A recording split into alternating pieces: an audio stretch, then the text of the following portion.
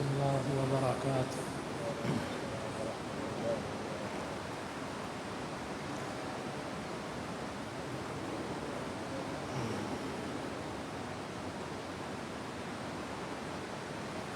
سورۃ البقرہ آیت نمبر 283۔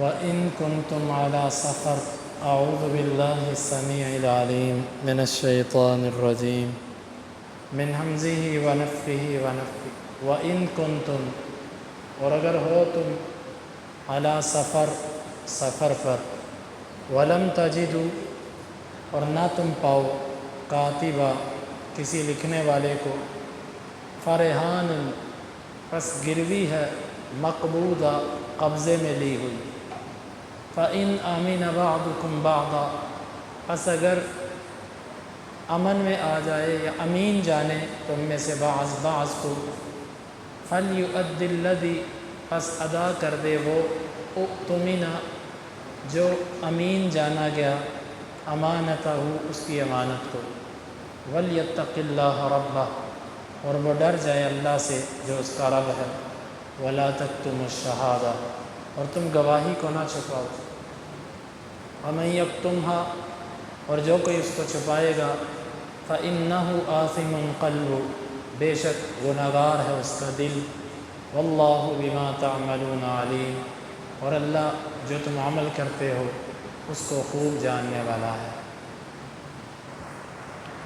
اس آیت مبارک کا تعلق بھی پیچھے والی آیت کے اندر ذکر کردہ مسئلے سے ہے کہ اگر تم کسی کے ساتھ ادھار معاملہ کرتے ہو اور تم سفر میں ہو، ظاہر بات ہے جب بندہ سفر میں ہوتا ہے تو اس کو وہاں پر کوئی لکھنے والا، وثیقہ نویس، اشام فروش یا اس قسم کے لوگ اس کو میسر نہیں آتے۔ یہ آج کے دور میں بھی ایسے ہی ہے، اور اس دور میں جب شہروں میں لکھنے والے نہیں ہوتے تھے تو صحراؤں کے سفر، بیابان جگہوں کے سفر، وہاں پر لکھنے والا کہاں ملتا تھا؟ تو اللہ تعالیٰ نے فرمایا کہ اگر تم سفر پر ہو اور سفر کے دوران تمہیں لین دین والے معاملے کی ضرورت پڑ جائے اور معاملہ ادھار ہے، وَلَمْ تَجِدُوا كَاتِبًا، لَمْ تَجِدُوا كَاتِبًا، اور تمہیں لکھنے والا کوئی نہیں مل رہا جو لکھے کہ اس نے اس سے یہ چیز ادھار لی، پھر تم کیا کرو؟ فَرِحَانٌ مَقْبُوضَةٌ،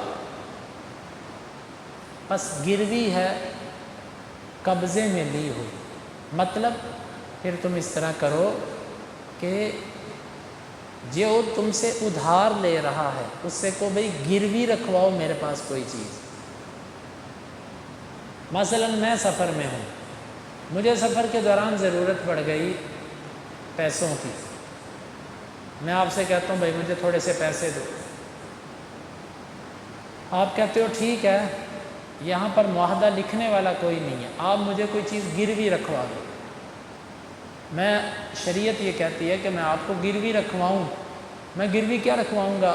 میرے پاس کوئی گھڑی ہے، میرے پاس کوئی قیمتی چیز ہے، میں کہوں گا یہ آپ رکھو اور آپ مجھے اتنے پیسے دے دو، اور یہ جو چیز ہوگی یہ میرے پیسوں کی مالیت سے، ادھار لیے ہوئے پیسوں سے قیمتی ہونی چاہیے۔ مثلا میں آپ سے 50,000 روپے ادھار دے رہا ہوں اور میں گھڑی رکھوا رہا ہوں ادھار، یہ جو گھڑی ہونی چاہیے یہ 50,000 سے مہنگی ہونی چاہیے۔ میں آپ کو 500 روپے کی چیز دے کے آپ سے 5,000 روپے ادھار لے لوں، بعد میں کہوں لے 500 روپے آئی ہے نا اس کی خیر ہے۔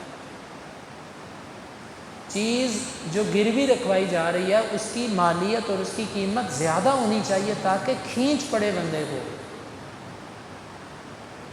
اور اس میں یہ بھی حکمت ہے کہ بعض دفعہ بندہ سستی کرتا ہے، سستی چیز ہونا بندہ کہتا ہے اچھا میں دے دوں گا یار، جب ہوں گے دے دوں گا، جب چیز قیمتی ہو بندے کو فکر ہوتی ہے نہیں بھائی چیز چھڑواؤں اپنی۔ یا میں آپ سے کوئی چیز خریدتا ہوں سفر کے دوران کہ یہ چیز مجھے دے دو، آپ کہتے ہو میں دیتا ہوں پیسے دو، میں کہتا ہوں پیسے تو نہیں ہیں، آپ کہتے ہو پھر میں کہتا ہوں یہ گروی رکھ لو، میں تمہیں بعد میں پیسے دے کے اپنی گروی چھڑا لوں گا۔ ان دونوں صورتوں کے اندر مجھے گروی رکھوانی ہے۔ اب چونکہ بات گروی کی آ گئی تو تھوڑی سی گروی کے مسئلے کی وضاحت ہو جائے۔ گروی اصل میں کیا ہوتی ہے؟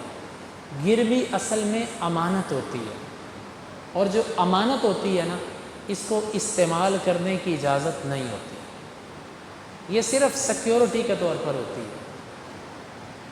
آج کے دور میں گروی کیا ہے؟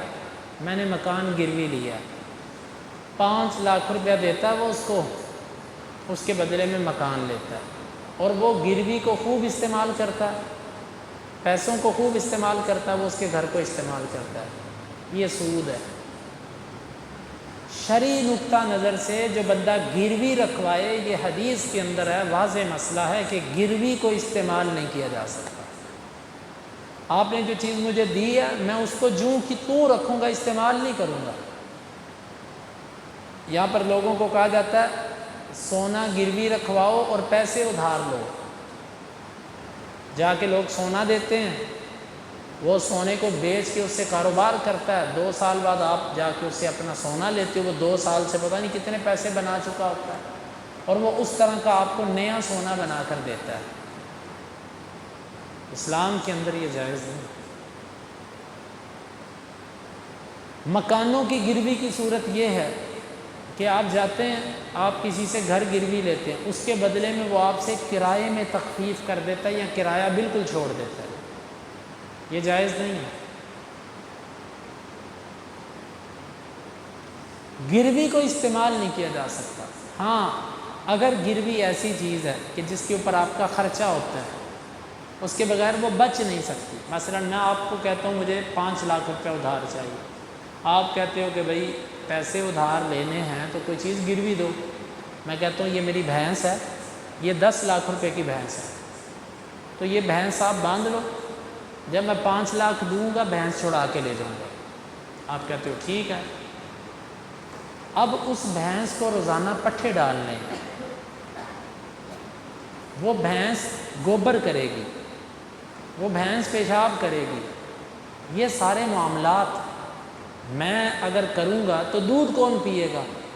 ظاہر بات ہے جو پٹھوں پہ پیسے لگائے گا، پٹھوں کا دودھ بنتا ہے تو دودھ بھی وہی پیے گا پیسوں کے عوض میں، پٹھوں کے عوض میں۔ جو گندگی اٹھائے گا پھر دودھ بھی وہی پیے گا۔ ہاں ایک صورت ہے، وہ کہے کہ بھائی بھینس میں باندھ دیتا ہوں آپ کے گھر پہ، اس کو پٹھے بھی میں ڈالوں گا، اس کا فضلہ بھی میں اٹھاؤں گا، صفائی ستھرائی بھی میں کر کے جاؤں گا، آپ کو تکلیف نہیں ہوگی، دودھ اس کا میں ہی لوں گا، ٹھیک ہے، ٹھیک ہے۔ مالک جس کے پاس گروی رکھوائی ہے، وہ گروی سے فائدہ اس صورت میں لے سکتا ہے جب وہ اس کو پٹھے کھلاتا ہو۔ اگر کوئی بے جان چیز ہے جس کو کھلانا پلانا نہیں پڑتا، سونا ہے، چاندی ہے، پیسے ہیں، کوئی رجسٹری ہے، کوئی پلاٹ ہے، کوئی مکان ہے جو گروی رکھوا، تو اس کو پھر استعمال نہیں کیا جا سکتا۔ یہ شرعی مسئلہ ہے۔ موٹر سائیکل نہیں استعمال، گاڑی ہے نہیں استعمال کی جا سکتی، صاف کر کے اس کو رکھوا دے بس سائیڈ میں۔ اسی طرح نبی علیہ الصلوۃ والسلام نے ایک یہودی سے جب جو ادھار لیے تھے، آپ کے پاس پیسے نہیں تھے، اس نے کہا کہ گروی رکھواؤ، آپ نے فرمایا ٹھیک ہے۔ آپ نے اس کے پاس اپنی زیرہ گروی رکھوائی تھی جو آپ چھڑا نہ سکے، فوت ہو گئے۔ بعد میں ابو بکر صدیق رضی اللہ عنہ نے اس کو پیسے دے کے آپ کی زیرہ چھڑوائی۔ گروی رکھوانا، گروی لینا، گروی دینا جائز ہے، لیکن گروی سے فائدہ لینا سود ہے۔ آج لوگ جس کو گروی کہتے ہیں وہ ہے ہی فائدہ لینے کا نام، اس لیے یہ جائز نہیں ہے، واللہ اعلم بالصواب۔ تو خلاصہ اس حکم کا یہ ہوا، اگر تم سفر پہ ہو، تمہیں لکھنے والا کوئی نہیں مل رہا، پھر تم ادھار لیتے وقت اس کو کوئی چیز گروی رکھوا دو۔ فَإِنْ أَمِنَ بَعْضُكُمْ بَعْضًا فَلْيُؤَدِّ الَّذِي اؤْتُمِنَ أَمَانَتَهُ وَلْيَتَّقِ اللَّهَ رَبَّهُ وَلَا تَكْتُمُوا الشَّهَادَةَ فَمَنْ يَكْتُمْهَا فَإِنَّهُ آثِمٌ قَلْبُهُ وَاللَّهُ بِمَا تَعْمَلُونَ عَلِيمٌ۔ یہاں سے انشاءاللہ اس کی تفسیر کل کے درس میں۔ سبحانک اللہم ربنا وبحمدک، اشہد ان لا الہ الا انت